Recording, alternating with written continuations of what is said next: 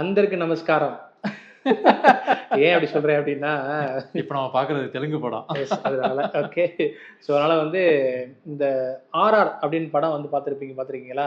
So அதில் தான் எனக்கு வந்து என்டிஆர் பற்றின படங்கள்லாம் நான் பார்த்துட்டு இருந்தேன். சரியா? ஸோ அதனால வந்து எனக்கு இப்போ ரீசெண்டாக ரிலீஸ் ஆன என்டிஆர் நடிச்சு வெளியிருக்கக்கூடிய தேவாரம் அந்த படத்தை பற்றி இன்னைக்கு விமர்சனம் பண்ண போகிறோம். பயம் போகணும்னா தெய்வத்தோட கதையை கேட்கணும். பயம் என்ன தெரியணும்னா தேவர கதையை கேட்கணும். ஆனா சூரா பாத்திருக்கீங்களா? சூரா பார்த்திருக்கேன். அதுக்கு டஃப் கொடுக்குற மாதிரி நிறைய சீன் வச்சிருக்காங்க. செகண்ட் பார்ட் தான் நினைக்கிறது. சரியா, வேற ஒன்றும் கிடையாது. இல்ல அப்படி சொல்ல முடியாது. சுறால எதெல்லாம் ட்ரோல் மெட்டீரியலா இருந்துச்சோ அதுவும் இந்த படத்துல இருக்கு. அந்த சீன்ஸும் இல்ல, அது வந்து தெலுங்கு ஆடியன்ஸுக்கு உண்டான ஒரு டெம்ப்ளேட். அது சரியா? அப்படி இருந்தாதான் அங்க அது ஓடும். தெலுங்கு ஆடியன்ஸுக்கு நீங்க வைக்கிறீங்க, எதுக்குமே லாஜிக் இல்லாம வைப்பீங்க. அது அங்க பார்க்க மாட்டாங்க. என்ன சொல்றது, பாலையா படம் அங்க எப்படி பிச்சுட்டு ஓடுன்னு உங்களுக்கு தெரியும். சரி, பாலையா படத்துல ஏதாவது ஒரு லாஜிக்கை நீங்க சொல்லி நிப்பாட்ட முடியுமா? அதெல்லாம் முடியாது. படத்தை பார்த்தீங்க நீங்க வந்து தெலுங்கு, அதாவது வந்து தெலுங்கு படம் பார்க்க போறீங்கனாலே பார்க்கிங்லேயே நீங்க மூளையெல்லாம் கழட்டி வச்சுட்டு போயிடணும். அப்பதான் நீங்க வந்து பார்த்துட்டு திருப்பி பிரெயின் எடுத்து வச்சுட்டு வந்தீங்கன்னா ஃப்ரீயா இருக்கும்.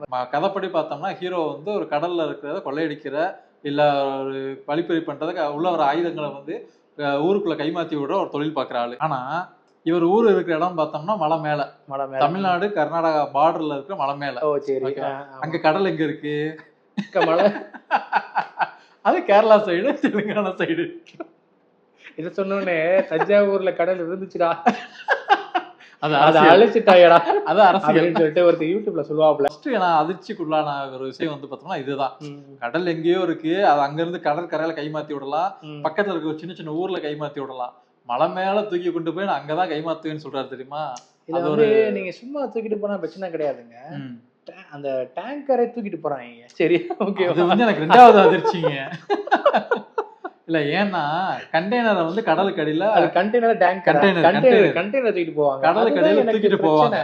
இப்ப இதே சீன் பார்த்தோம்னா கிட்டத்தட்ட சிமிலர் சீன் 1995ல வந்துட்டு வாட்டர் வேர்ல்டு அப்படின்னு சொல்லிட்டு ஒரு படம் வந்துச்சு. ஓகே, இங்கிலீஷ் படம், ஹாலிவுட் படம்.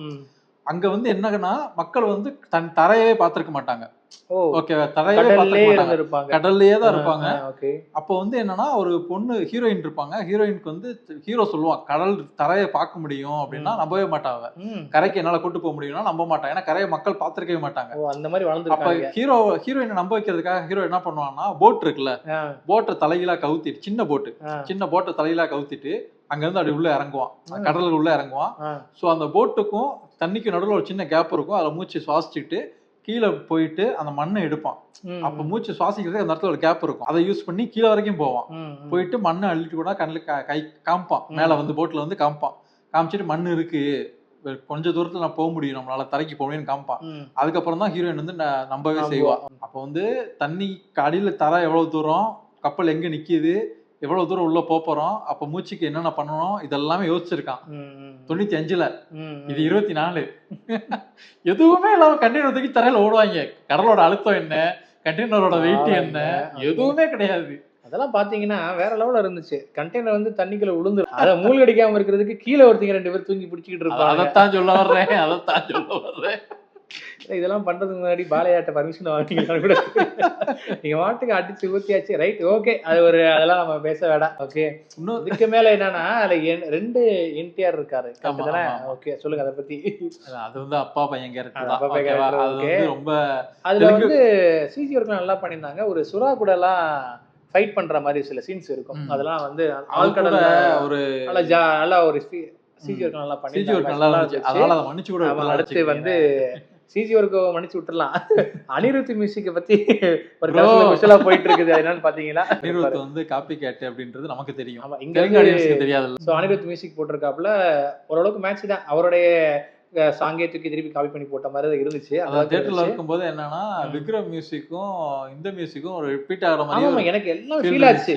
எல்லாமே தமிழ் படத்துல இருக்கிற மியூசிக் மாதிரியே சேர்ந்து வச்ச மாதிரி இருக்கே அப்படின்னு சொல்லி மாதிரி இருந்துச்சு.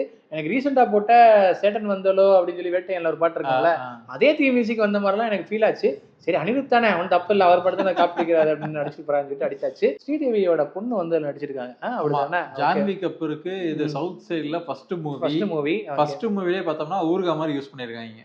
ஆமா, அது அவங்க யூஸ் பண்ணல, பட் வந்து ஒரு நடிக்கட்டுமே அப்படின்றதுக்காக சேர்த்து விட்ட மாதிரி இருந்துச்சு. அவங்க role நடிக்கட்டுமே அவ்வளவுதான் இல்ல ஒரு பாட்டுக்கு ஆடட்டுமே ஆடட்டுமே நினைச்சிட்டு நடிச்சிருக்காங்க. இது உங்களுக்கு அப்படி நான் கொஞ்சம் neat ஆ ஏன்னா சொன்னேன். அவ்வளவுதான். இன்டர்வலுக்கு அப்புறம் தான் அவங்க உள்ளே வர்றாங்க. ஓகேவா? அந்த மாதிரி 2 scene ஹீரோயின் இருக்கு. இருக்காங்க. இன்டர்வலுக்கு அப்புறம் தான் இவங்க வர்றாங்க. இவங்க வராங்க. ரைட். அப்படின்றப்ப ஒண்ணுமே இல்ல. அவ்வளவுதான். ஓகேவா? ஒண்ணுமே இல்ல. ஹீரோயினை பத்தி சொல்றதுக்கு ஒண்ணும் இல்ல அங்க. அவ்வளவுதான் முடிஞ்சு போச்சு. ஆமா. அழுத்த திருத்தமா சொல்லிட்டீங்க. சரி ரைட் ஓகே இருந்துட்டு போட்டோம். 2 பாயிண்ட் சம்திங் ஏதோ ஒரு ஹவர்ஸ் ஆமா, ஆமா. ஓடுது.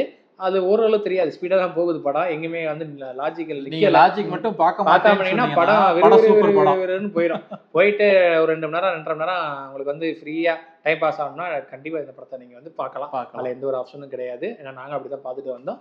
ஸோ அடுத்த ஒரு படத்துல இருந்து நான் உங்களை மீட் பண்றோம்.